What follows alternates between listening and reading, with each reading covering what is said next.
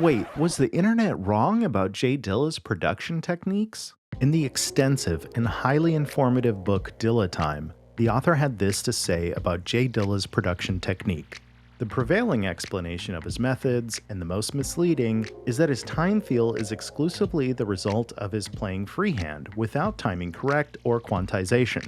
He then added, part of the problem with understanding how these sounds are produced and explaining what they do is that many people, musicians and beat makers, journalists and academics, are using old vocabulary like pocket, swing, and groove to talk about something new. Some call it that JD swing, others call it that Detroit swing. Dilla called it simple complex. In this video, we'll explain some of J Dilla's programming techniques, show examples, and discuss some theory behind his signature production. J Dilla, aka JD, aka James DeWitt Yancey, was one of the most influential hip-hop producers of all time. During his career, he worked with Tribe Called Quest, De La Soul, The Roots, Common, Madlib, D'Angelo, Pharcyde, Slum Village, and Erykah Badu, just to name a few. Though he passed away in 2006 from a rare blood disease, his legacy lives on in his music. Long before his tragic and untimely death, people studied and imitated his production style, though it wasn't until recently that more information about his methods were revealed. What makes J Dilla's production interesting was not only his sample selection and technique, but the time feel of his programming.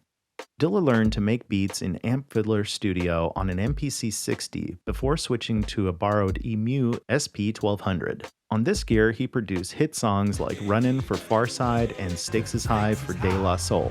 With the success of these and other songs, he was able to purchase some equipment, including his famous Akai MPC 3000 limited edition. This drum machine, along with Dilla's Moog Voyager, is now on display at the Smithsonian National Museum of African American History and Culture in Washington, D.C.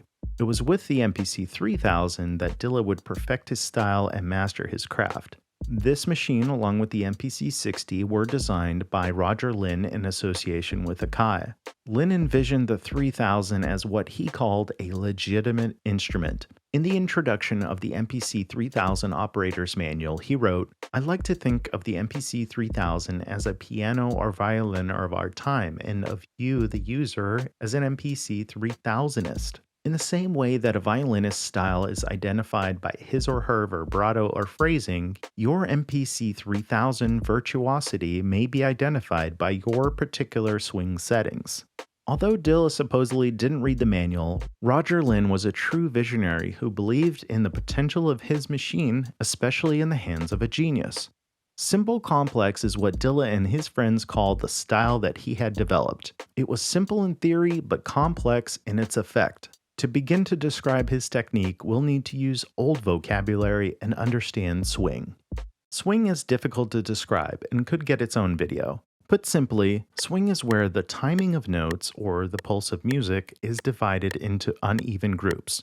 This results in a set of short and long durations. Sometimes the second or fourth notes in a measure are altered. It's the contrast of notes on grid with those off grid that creates a feeling of swing. Another way to think about it is to visualize the grid that the notes are on. A grid with straight timing would appear kind of like graph paper, with even spacing between vertical lines which represent time. A swung grid would have uneven spacing between vertical intervals. This emphasizes short and long durations between notes. In an MPC, the swing setting is within the time correct menu. The swing setting is represented as a percentage between 50 and 75%. 50% is unaffected and 75% is extreme. 66%, meanwhile, would give you perfect swing with triplet notes. Wait, before we go any further, I'll just tell you that this won't get you Dilla's time feel because applying swing to notes in an MPC requires timing correct to be enabled, and we already know that Dilla didn't use timing correct. But that doesn't solve the mystery of his signature swing. In Ableton Live, they call the swing setting groove. I know Dilla didn't use Ableton, but bear with me. Many groove presets are available in this DAW, and popular emulations of devices like the MPC 3000 can be applied to specific notes or globally to a song file. From a list of presets, we can drag a selection directly onto a clip. We can also fine-tune the settings of this in the groove's options. Then we can apply it. Now we can flip between the original and the swung version to see how the notes were altered. It's an interesting feature and it helps emulate the timing of the machine Dilla used. But the mystery remains, and we need to keep digging. When listening closely to Dilla's music, as well as examining waveforms, something more complex is happening. Applying the swing setting won't reproduce these results because some elements are swung while others are straight, but having an understanding of swing timing is still important. The complexity of Dilla's technique begins to reveal itself, and we'll need to dive deeper. Quantization is a machine's timing correction feature applied to notes. As notes are played freehand, timing can be off, leaving an undesirable result. Timing correction, sometimes called timing correct or quantization, is intended to correct these notes by moving them onto or closer to the grid. Okay, now that we know all that, we can forget all about it, right? We're all good, school's out, let's go home. Not just yet. Let's assume Dilla didn't have quantization turned on. That means his time feel may have been the result of his finger drumming technique. But we're not addressing his skills as a programmer.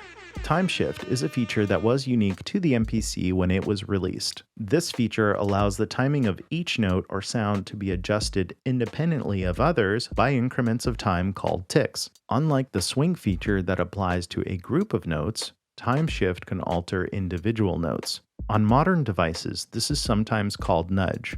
This is the feature that allowed Dilla to unlock the potential of the MPC and create his signature time feel. Many of his songs feature snares that were early, kicks that were late, and hi-hats that were straight. The subtleties and nuances of his time feel ultimately require good skills in programming and editing in order to replicate and perfect them. Let's return back to the MPC and apply what we've learned so far. First, set the tempo to 92 BPM. Let's start by recording some hi-hats against a metronome. Playing them freehand captures velocity input from the pads and creates a humanized feel. Record the notes when ready. Review the sequence and adjust the notes so that they are tight to the grid.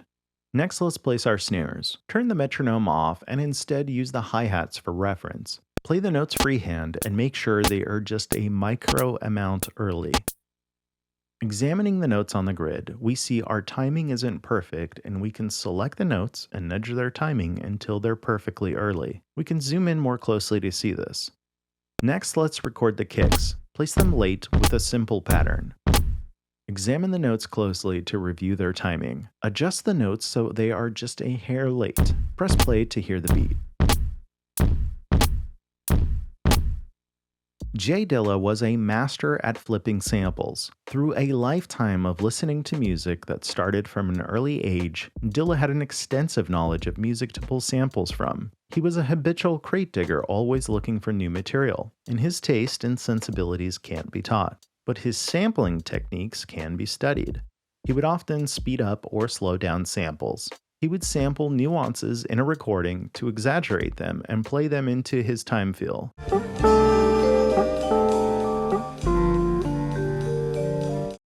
Two. 1, 2.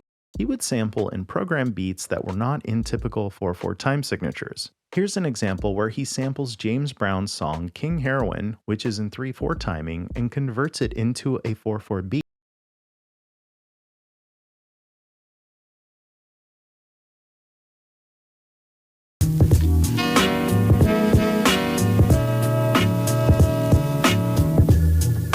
Here's an example where he takes Herbie Hancock's song Come Running to Me and turns it into a 7-bar loop, which results in a polyrhythmic arrangement.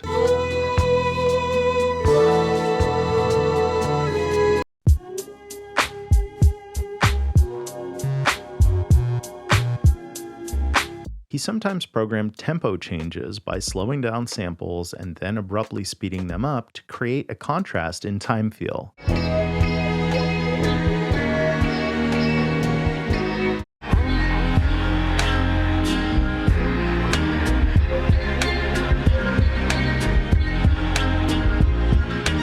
Often when people sample music, they look for clear or open notes that don't have other sounds or vocals mixed with them. Sometimes a song may only have a few open notes. Dilla had a special gift of deconstructing songs to create new and natural sounding loops. As Questlove described it, it's the equivalent of somebody solving a 10,000 piece puzzle in record time. Now listen. Yeah, doing this song for you, revolution. A quick word from our sponsor. Subscribe and like to keep him happy. Lastly, be sure to check out the book Dilla Time by Dan Charnas. This is an amazing book and worth reading. Thanks for watching.